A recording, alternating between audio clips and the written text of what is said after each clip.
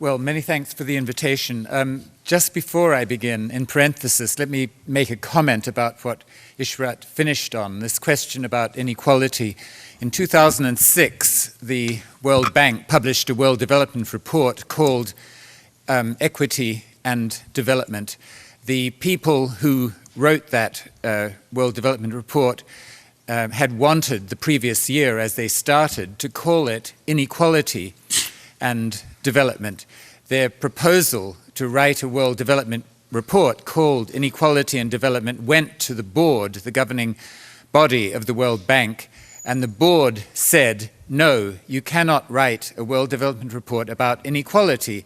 The reason is that inequality is inherently a political concept, and we, the World Bank, are an apolitical organization. So the team then decided to redraft the proposal to focus on equity and inequity, the difference being that equality and inequality, they said, relate to outcomes, income outcomes, whereas equity and inequity relate to opportunities to earn income. And so the proposal went back to the board, and the board said, well, okay, opportunities, that's apolitical, that's not political, so go ahead and write the World Development Report about equity and development. But of course, the content of the report is all about outcomes as well as opportunities. But they had to use that subterfuge, so to speak. So it is very problematic for an international organization to even talk about inequality as a problem. And I'm told that the two executive directors most opposed to the World Bank writing a report on inequality and development were those from China and Russia. Okay, that's the end of my not beginning, now the beginning. My starting point is that the World Bank is in trouble in terms of its financial viability, not just the World Bank, but also the IMF. Both of them depend on lending to developing countries, and of course the IMF now has a good market in lending to Europe, fortunately, for the crisis. But developing countries on the whole try and avoid, except the poorest ones, try to avoid borrowing from the World Bank because of all the hassles. They go to other sources if they can. And this general problem of the financial future of the World Bank was translated down into what happened at a meeting of a subcommittee of the board of the World Bank just a few months ago.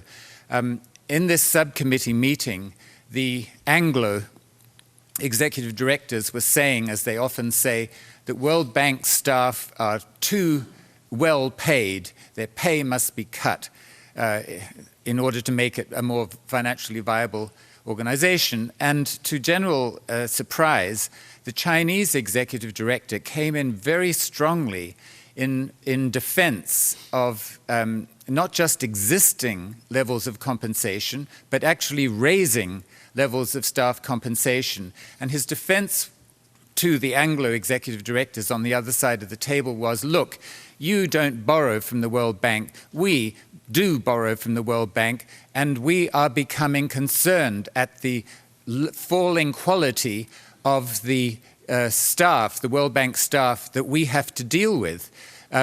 We do not want to have to deal with staff of the mediocre quality in your Anglo bureaucracies, he said. And so he argued for increasing staff compensation, and the executive directors from Russia and China, Russia and China, I think, both agreed with him. So that's a sort of microcosm of how these financial pressures play out. Now I'm going to talk about governance problems. You can approach governance of the World Bank, reform of governance, from two kinds of directions. One of them is to begin with blue sky and think about the basic purposes of a global development bank, and then derive from those basic purposes a governance system, including a voting system, which will drive the organization towards those objectives. That's the blue sky approach. The second one is to begin with the existing system, what's wrong with the existing system, and then think about incremental changes. I'm going to begin with a few remarks about from the first approach, first principles, and the basic rationale of the BWIS. BWIS stands for Bretton Woods Institutions. They shouldn't be called institutions, they should be called organizations. There's a basic difference, which is generally fudged in social science. It should not be. But anyway, the standard phrase is Bretton Woods Institutions. And so the basic rationale is to, and here I made a mistake, to seek, put a K on the end of C, to seek social rather than private returns. And so in their basic nature, they are closer to what you could call social enterprises than to private enterprises.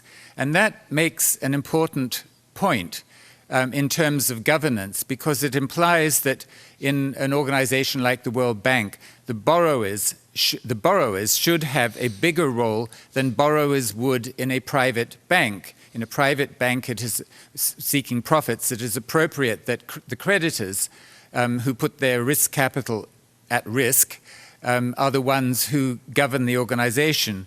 But that's not true in the same kind of way in a public development bank. The social purposes derive from the larger purposes of the international financial architecture.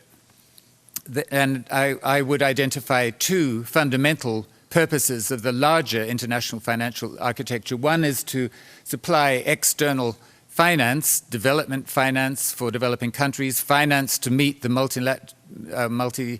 Millennium Development Goals, and also finance for emergency liquidity through an organization like the IMF. So that's the first one, external finance. And the second one is to ensure financial stability.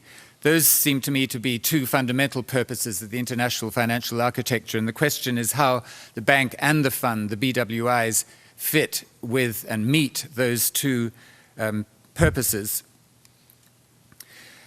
In terms of the existing organizations, I think that the key to understanding the obstacles faced by the bank and the fund to doing more reform of the international financial architecture to secure those objectives that I just identified, the key to understanding those obstacles is their financial base, where they get their money from, so to speak. They depend on a small number of ACs. ACs is advanced countries. I'm going to use a binary distinction, despite what Ishraq said, ACs, advanced countries. And because the advanced countries meet the dominant supply the dominant share of finance, then they get the dominant share of voice under the current regime. This is obviously true in the case of the IMF. In the case of the World Bank, it's less obviously true because the main lending arm of the World Bank, the main lending arm of the World Bank, namely the IBRD, International Bank for Reconstruction and Development, gets its money by selling bonds to financial markets. And so there is less room for advanced country governments to exercise leverage over how the IBRD makes its allocations. The problem in the World Bank is that it also has another smaller arm called IDA, and this IDA gets its money by grants from the rich countries. And the rich countries put conditions on their grants of money to IDA. And the key point is that these conditions that they put on grants of money to IDA also apply to the use of IBRD money, which would otherwise not have political conditions attached to it because it's raised by selling bonds. It's clear of political influence in this direct way, but it's indirectly much affected by advanced country political interests through the link with IDA. And so the question then is, how do the advanced countries use the influence that they have? And the basic point, I think, or certainly one of the basic points, is that the advanced countries use their influence in order to focus problems on developing countries, DCs as developing countries, and to obscure the way in which their own policies and institutions cause problems in developing countries, and to obscure also the way that weaknesses in international regimes, such as exchange rate regimes, cause problems in developing countries.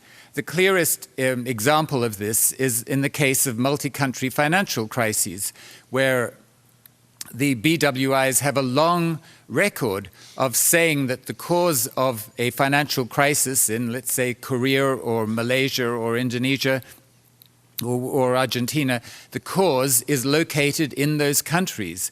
The fact that we have an international regime with floating currencies plus free capital movements, which is a very unstable recipe, a recipe for instability, seems to have nothing to do with it. So my basic point is that advanced countries use their dominant voice in these organizations to focus responsibility for problems of development in the developing countries themselves, as though their own policies and institutions are not an important cause of those problems. So let me come now to specifically the voting reform in the World Bank that was undertaken in the years 2008 to 2010. This was an extremely arduously negotiated set of changes in voting shares. As somebody said, the negotiations went on 24/7 for month after month.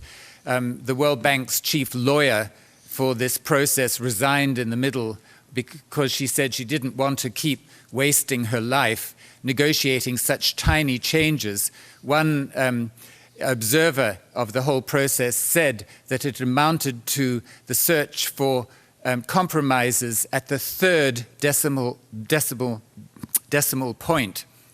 Well, eventually, at the spring meetings of 2010, the results of the reforms were announced, and the headline was that the DTCs, this stands for developing and transitional countries. The transitional countries decided they didn't want to be included as developing countries. They wanted their own initial, so it's now DTCs.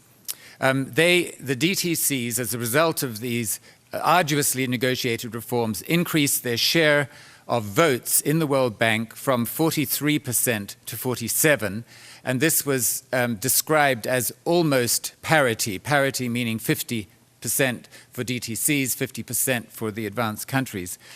But this is a very misleading figure, and it's misleading for several kinds of ways. I'm not going to go into the details. I have a long, long paper describing this in excruciating detail. But one reason is this.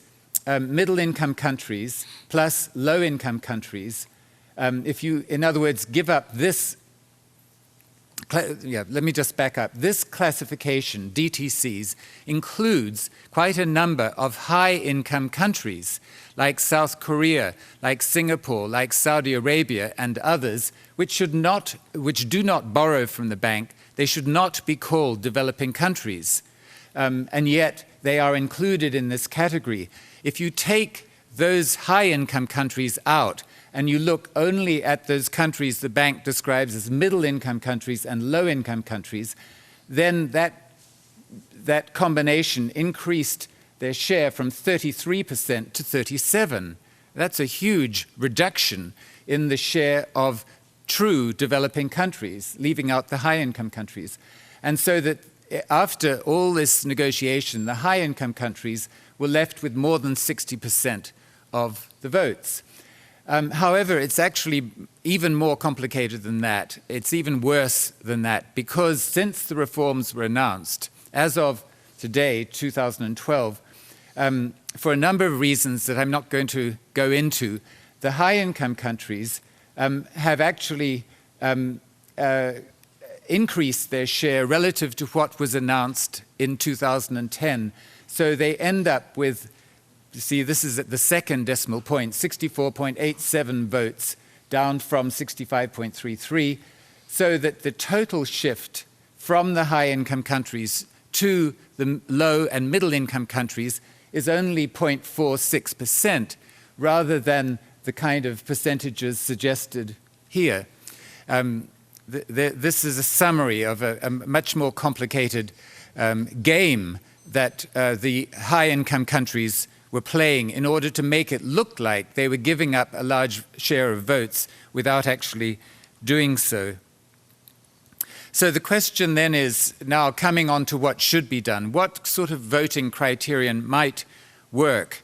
There's actually surprisingly little in the literature, as far as I know, about this question of what should be done in terms of a voting system that would be more appropriate.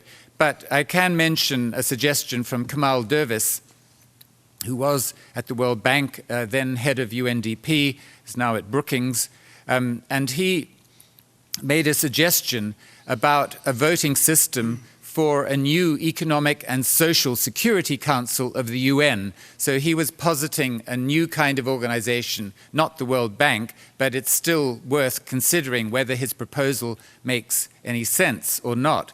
His proposal was that voting shares, countries' voting shares, should be a function of three things. One, population, their population. Two, their GDP. And three, their contributions to global public goods.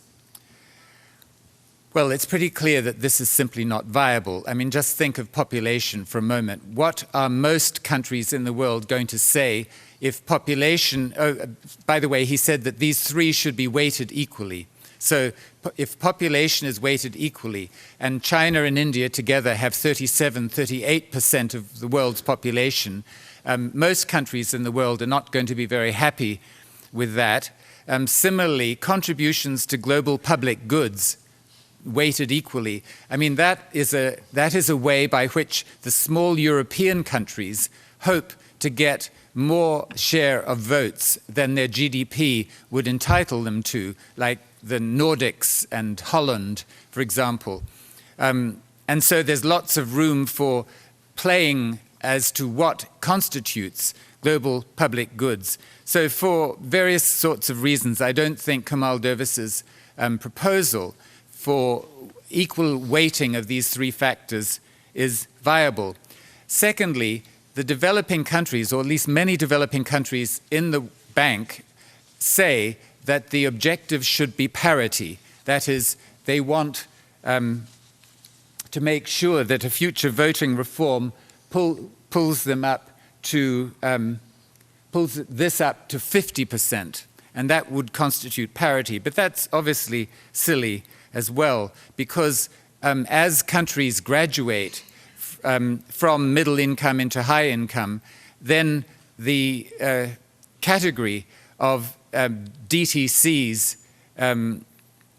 shrinks and the AC category goes up, and so that throws the whole thing out. That notion of parity really doesn't make sense. It seems to me that what does make sense for a number of reasons is simply to align the share of a country's votes with its share of world GDP. This is simple. It meets the criterion of automatic adjustment to changing realities. So with a simple formula, there is this automatic adjustment rather than it having to be negotiated each time around, like, for example, what constitutes contributions to global public goods. And also this alignment of votes with GDP is a sort of compromise between representativeness, like one country, one vote, as in the UN General Assembly, which is a recipe for disaster, but also it's a compromise between representativeness and effectiveness, because you don't want just a small number of countries having all the voting decisions. So for a number of reasons, I think this point about using GDP weights is a good one. And then there's, of course, a question, what about how you measure GDP? Do you measure it in terms of market exchange rates? Do you measure it in terms of purchasing power parity? or what. One compromise is to measure it 50-50, 50% market exchange rates, 50% purchasing power parity. But in addition to weighting votes by GDP, there has to be an increase in what are called basic votes. Basic votes are allocated to all countries equally, and this is particularly to protect the position of small, poor countries so that they're not totally marginalized as they would be by the use of a simple GDP criterion. And without going into the details of why, the calculation is that in order to ensure that the World Bank's low-income countries do not lose any share, do not lose their share of total votes when the votes are allocated, the other votes are allocated in line with GDP shares, then basic votes must amount to 20% of total votes. So if this combination of basic votes equal to 20% of total votes, and then of the remaining 80%, they're allocated in line with countries' share of world GDP, that combination would result in China, India, Brazil, and surprisingly enough, the US gaining voting share, and it would result in Japan, the UK, France, Belgium, Netherlands, and Saudi Arabia losing voting share, and Germany losing nothing. And then there's a question of what might be done to induce the losers to accept this voting result. That's actually a very important point for a reason to do with the Articles of Agreement of the bank. And nothing is going to happen, basically, very little is going to happen in terms of changing voting shares away from the kind of counterfeit reforms that we've seen so far until the Articles of Agreement are changed, which will be very difficult to do. The reason is because the Articles of Agreement confer what are called preemptive rights on any country to veto a voting share change in which it loses votes. And one reason for the tortuousness of the negotiations leading up to 2010 was for that reason, because Putin, as Prime Minister of Russia, got on the telephone to Zelik and started haranguing him, saying that if Russia lost so much as 0.01% of its votes, it would veto the whole thing. And Putin's counterpart in Saudi Arabia rang Zelik and, I think more politely, said that Saudi Arabia would also veto the whole thing if it lost so much as 0.01%. This is countries exercising their so-called preemptive rights. So that is impossible. That is a guarantee that no significant change will happen and that the World Bank will go further into irrelevance than it already is. Thank you.